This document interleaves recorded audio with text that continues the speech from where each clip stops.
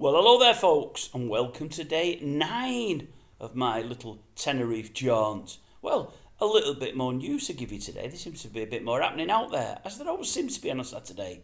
So what we'll do, we'll quickly cover a bit of news, then a bit of sporting news, and then I'll give you a brief insight into what happened on my day 8 of the jaunt, which obviously was yesterday evening.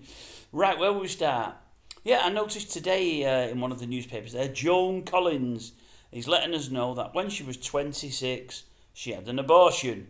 She was with Warren Beatty at the time before he was famous. She was only just getting famous, that's in her words. Some would say she's never been famous, but she said she was getting to be famous. She was 26, he was 23, and they weren't married. And in that day and age, you couldn't have a child out of wedlock. They could have got married, of course, but they decided to get rid. I thought to myself, why wait till you're 990, Joan, to tell us what happened when you were 26? Are you that desperate to sell your new book? She might have mentioned this before, folks, but if she had, I'd never heard it. And frankly, although I read it, I didn't really want to know. She said, had she carried on with the pregnancy, she'd have been blacklisted and never had the career that she had. I thought to myself, what career is that then, Joan? I can only think of it in 3 parts. She mentioned having taken part in lots of films. I thought I could only think of 3 parts. Number 1 for me would be Dynasty, not even a film. And number 2 or 3, in any order, would be The Stud or the Bitch. I've said that before. They're the only ones I remember in. For obvious reasons. That's how good her film career was. I would have had the baby, Joan. It'd probably be a nice looking kiddie, being as how it was from yourself and Warren. Anyway, you didn't. And you're letting us know what? 75 years? My maths is bad. 65 years later, that you decided not to bother. Anyway, that's Joan Collins all wrapped up. Number 2, he's making an appearance. He hasn't before, I don't think. Old Barry Manilow. I note that he's just about to break one of Elvis Presley's appearance records in Las Vegas. That's all well and good. I would say, who in the right mind would bother going to watch him? He's not been able to sing for 10 years. Some would say never been able to sing. He's a bit of an acquired taste, but I've never minded him. He's done a few half-decent songs. And he's a nice enough fellow, old Barry, I'm pretty sure of that, but his voice had gone 10 years ago.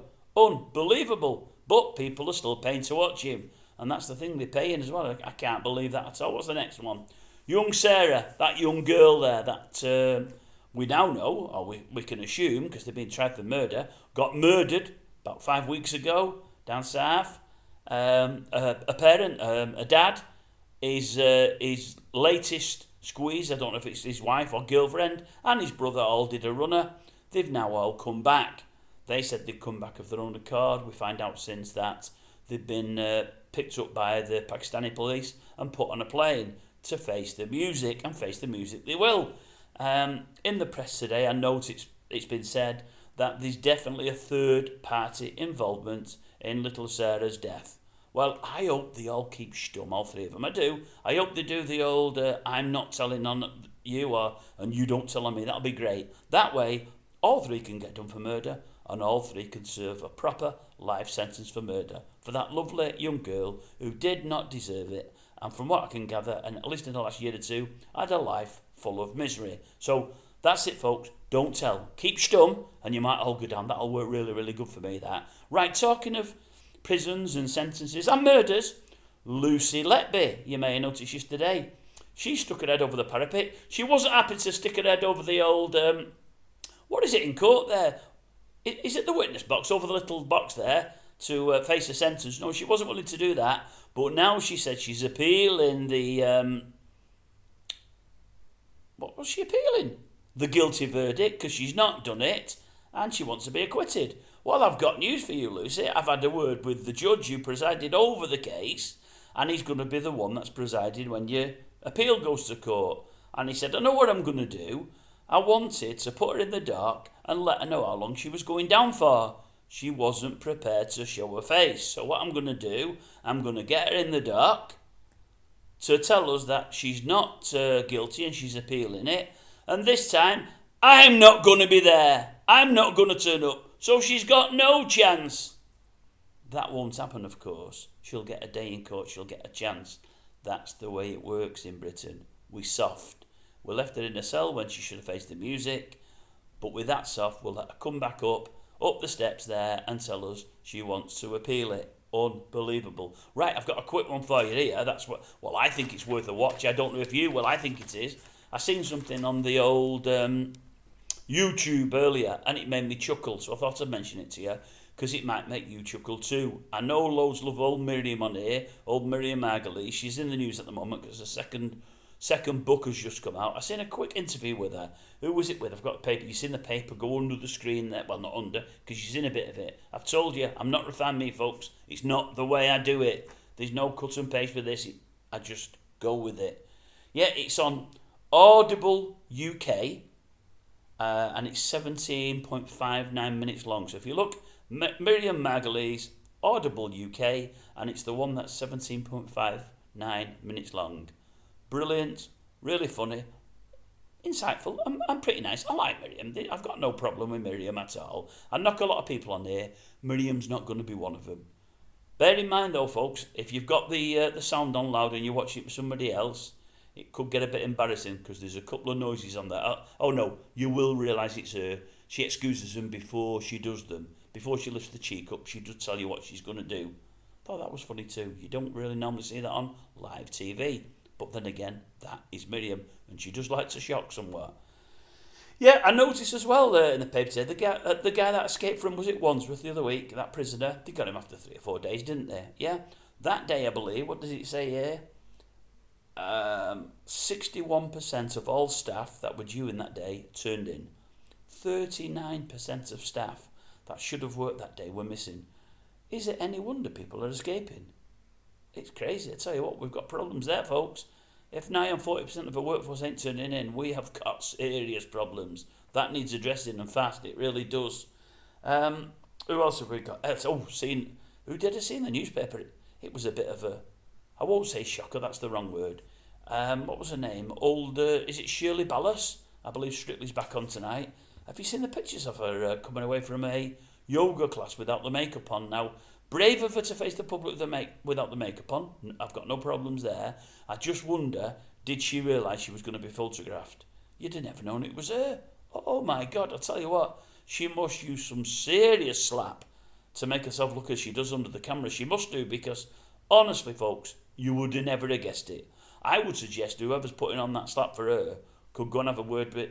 No, I won't say it. It's not... Someone who's just come back into the public domain, who's had a bad accident, facial accident, and he looks bad for it. And I feel sorry for the fella, I do. But I'll tell you what, she's using that much, you could cover them wounds up. I've still not mentioned his name, but I think you know who I'm on about. Right, and the last bit of news on the news front before we go to a little sport, and it's only a very little sport. Dispatches tonight. I'm sure you'll all be watching that. What's going on? I believe it's old Russell Brand, isn't it? Oh, I believe... According to Dispatches, he's been a very, very, very naughty boy. Now, I don't know whether or not it's true. I'll say here and now before watching it. I won't watch it today, but I'll probably watch it when I get back.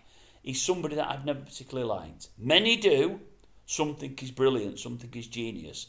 I've never found him that funny. No, really, I never, ever have. And I don't mind long hair. In fact, I used to have long hair myself. Don't mind long hair. I don't trust ponytails. Well, in a woman, they're fine. Ponytails in a man, no, it's not for me. No, it's not for me, ponytails. I've never liked him. I've never trusted him. Long hair, not a problem. But he's just always looked unwashed, as he has himself. He's always looked a bit dirty, a bit grubby to me, a bit swampy-like. I see Russell Brand sometimes, and I think of Swampy. Takes me back to old Swampy, it does. No, I've never really liked him. That's not saying he's guilty. I've seen the 2-minute video he put out on Twitter. I don't get Twitter, but it was on the internet, and he says, I think you're going to see me soon. He said, I've had an email and a phone call to say you're going to see me very soon, but I refute every single charge. Every charge he's refuted. So he's letting us know beforehand, he's as clean as, clean as snow? I don't know what he's as clean as. He's saying he's not done it anyway. Well, we'll see. We'll have to see the programme and then we'll form our own opinions. And no doubt it will mushroom from there. Either they will go for him or he will go for them, or a bit of both. We shall see what we shall see, shouldn't we? What else did we have? We had one other, I think. No, I don't think we did. I think it was only the sport next. Who else did we have? I'm sure we had something else. If it comes to me, I'll give it to you, but I can't think at the moment what it is. Sports-wise, well, there's not a lot to talk about in sport. Jurgen's very unhappy with his TV scheduling. I believe they were on that 12:30 match today. I believe since Klopp came to this country, his team, after international breaks, have been on 12 times in that slot. And he's saying City have only been on a third of those times. So they've been on 4, he's been on 12, and he thinks it's unfair. And I do as well. He actually quoted, he said, look, he said, it's even a new TV channel now. They've changed the name, but nothing has changed. They've picked us again. And I think we picked after the next international break. It's so unfair. I thought to myself, Jurgen, be happy that the second biggest sports broadcaster in Great Britain want you on there all the time. I mean, we're always on the first biggest sports, Sky always want United, BT always want Liverpool. There's nothing wrong in that. Mind you, I think United have got the work cut out today against Brighton. I'm very, very, very worried for him. I really am. Because I don't know who's fit, I don't know who's not fit, and I don't know who's going to play. I do hope at least we go at them and we can hold our odds up a little bit, but I'm worried about that one today. Anyway, Jurgen's unhappy. Well, Jurgen's always unhappy, but I'm sure his Liverpool team will do well there today. I would fancy them today. And at least 3 points in the bag early, and then City to play later. Could work for you, Jurgen. You never know. Right, what else have we got? Rugby League. Well, I said I'd touch on it today because I did a bit yesterday. The beloved Wire got beat last night 18-6. I said I wouldn't watch it. I ended up seeing, from about 20 minutes to half time, what I really noticed. I walked into the bar as the second try had been scored by Saints to take them to 12-0 up. And I seen a replay, and I seen the replay only once as I was walking in. And I thought to myself, and I may be wrong, Warrington fans can hopefully put me right, what was Ben Curry doing on that last play when they scored the try? I think he just put an arm out as if to try to tackle someone, but a token arm out, didn't try to grab the fella, didn't try to take his legs, his waist, or his head off, just put his arm out. And I thought, you've just let him walk past you, you've not made any attempt. I might have been wrong there, but that's what I thought I saw. And then for 20 minutes before half time, we was on their line a lot of the time. I said to the wife, our problem is, we just can't score when we're on the opponent's line. We've got no invention, no creativity, we've got none at all. I said, I wouldn't be surprised if at half time it's 18-0 or more. Even though we've got all these balls, you kept saying, no, you've got to score in a minute. You're on the line, you've got 4 more tackles, or you've got 6 more, you've got 6 again. I said, doesn't matter to us, we won't score. I was right, we didn't score. I was wrong, it never went to 18-0 before half time, but they did get 18 in the end, and we held them to 18-6, which is a pretty respectable total, seeing we had some players missing. But I read the reports late last night when I get in, and it says for most of the second half we were the better team, and we were camped in their half and did nothing with it. Just what I was saying to the wife before half time. Absolutely crazy. Really crazy. I don't know. I see it again in that 20 minutes before half time. We're not getting the ball out to these centres quick and getting to the wingers, and the wingers aren't just getting released, and it's just a shame. It really is. Anyway, that leads me to tonight. Big game tonight. Catalan and Leeds. That's a biggie for Catalan to win the league. I would suggest Rowan Smith is trying to save his job because he must be in deep water now. It's not looking good there at all at Leeds. It really, really isn't. And that Etherington, he likes to push the button and fire people and get others in if he's not happy. I would imagine he's on borrowed time there. And then what's the other one? Hull KR and Salford. That's an important game. Obviously, as a Wire fan, I'm hoping Hull KR win that. And then next week, we would hope to win our last game, and you'd half expect Catalan to beat Salford, but in this day and age, you can't tell. We shall see what we shall see, but from what I'm seeing at the moment, we're not going to do much in that playoffs anyway. We need Burgess in ASAP, and we need this influx of talent he's bringing with him, and hopefully we're going to play a different way altogether. And that, folks, is it. Other than yesterday, what was it, day 8 of the Tenerife jaunt. Yeah, we had a bit of the day by the pool. We did a few other things in the daytime. We went to one of our favourite restaurants here, second visit in over a week, because we wanted a quick meal, and they serve you reasonably quickly there, and we only wanted one course. We went to old Mario's, that's Mario's near the Pheasant Plucker. We had a wonderful meal. She had, I don't know what I'm telling you, but I'm telling you, she had salmon, said it was absolutely lovely. I had the fillet steak, it was better than lovely. It could possibly be the best fillet steak I've ever had. In fact, I had to question, was it a fillet steak? Because I seen a fillet steak and what they normally look like, and this was like a double fillet steak. I don't mean the thickness. The thickness is always that, isn't it? But a fillet steak is normally like that. This was like 2 of them. I don't know if it's 2 fillets and I got them both. I don't know. But I paid what you'd normally pay.